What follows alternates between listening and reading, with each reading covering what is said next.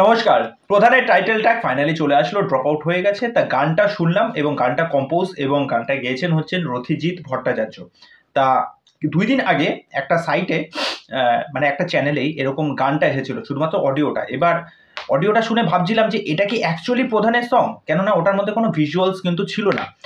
এবং আজকে যখন এই গানটা যখন শুনলাম, পিওর গুজবাম্পস। যেভাবে গানটা লেখা হয়েছে, যেভাবে গানটার মধ্যে বিট রয়েছে, এবং গানটায় খেয়াল করে দেখলাম ২ টো স্ট্যানজাতে কিন্তু গানটা এখানে শেষ করা হয়েছে। গানটার ডিউরেশন কিন্তু বেশি নেই, ২ মিনিট ৩৫ সেকেন্ড, কিন্তু পিওর গুজবাম্পস। দেব আবার সেই মাস অবতারে দেখা যাচ্ছে, সেই আগের ভিনটেজ দেব যেরকম ছিল, যেরকম অ্যাকশন, যেরকম অ্যাগ্রেশন, যেরকম এক্সপ্রেশন, প্রত্যেকটা জায়গায় দেবকে এখানে দারুণ লাগছে।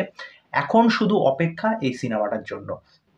তা আমার এই গানটা ঘ্যামা লেগেছে। এছাড়া যে প্রধানের যে কটা সং এসেছিল, যে কটা, একটা রোমান্টিক ট্র্যাক এসেছিল, একটা দুঃখের, একটা জীবনের একটা গান এসেছিল, এবং এই যে টাইটেল ট্র্যাকটা এসেছিল, তা প্রত্যেকটা গান কিন্তু খুব ভালো হয়েছে।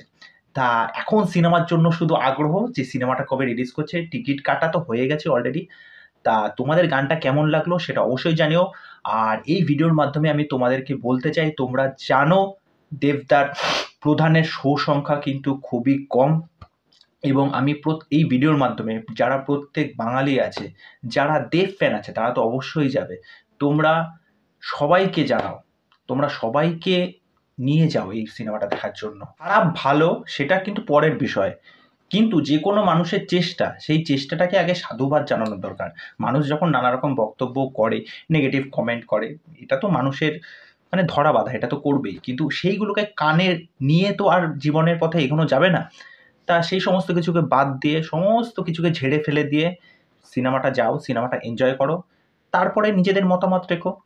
আর চ্যানেলে যারা প্রথমবার ভিজিট করতে এসেছো, তাদেরকে এসেই যে কাজটা করে দিতে হবে, আমার চ্যানেলটাকে সাবস্ক্রাইব করে দাও।